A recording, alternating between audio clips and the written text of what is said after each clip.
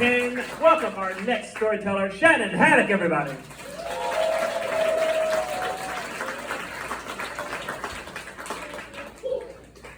I'm going to bring the mood down a little bit. I've always been open and honest about my mental health struggles. I was diagnosed with clinical depression at 19, and thank goodness for Students Health Services at UA, Tuscaloosa, and put on Prozac, which was the rage in the early 80s, mid 80s. Did great things for me. Eventually, I've tried other medications and other diagnoses. In the 2000s, I think they wanted to label it personality disorder or bipolar, but that just didn't really fit.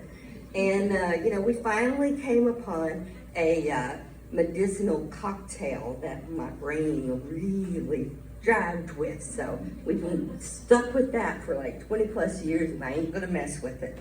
I married my husband almost 30 years ago, and that's the station of my life.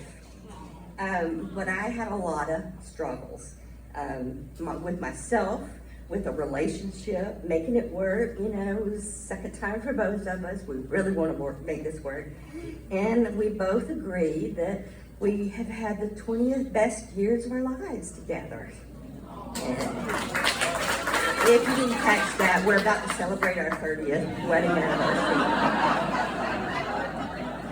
So, spell it out for you a little bit. I am not the only one who suffers from depression. My mother suffered greatly, before it was really diagnosed, popularly diagnosed. She retired with a medical disability from being an RN, which she was for life being an RN. It was very hard for her, and things went kind of downhill from there. She couldn't do a lot of things that she had been doing before. She and I were best friends. We did everything together. Shop, we watched TV, everything. We go for walks, whatever.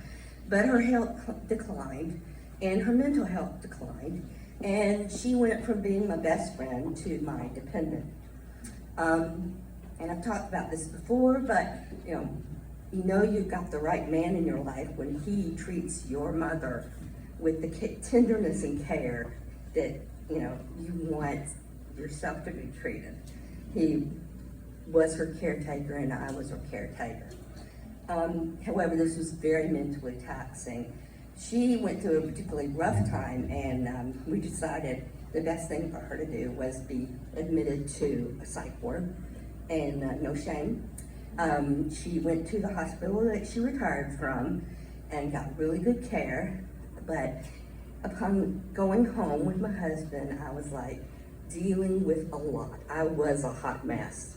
I decided that perhaps I needed care also. Being a caregiver is the hardest job you'll ever love, hate. So I decided I too would be admitted to the psych ward, but at a different hospital, because you don't want to be in the psych ward with your mom. Because, what's causing this? I don't know. But anyway, I want to say that it was the best decision I made.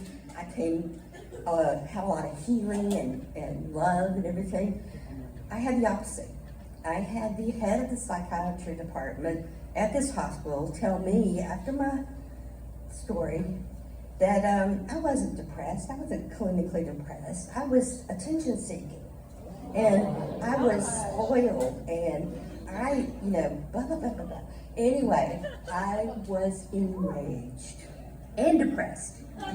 So I left that facility. I don't know if it was his intention, but that rage fueled my healing.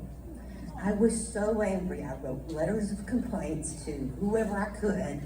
I got counseling for help for myself that worked. I, was a much better person after I got the help I needed. And I also got to welcome my best friend, my mom, when she came home. So that's my hot mess story.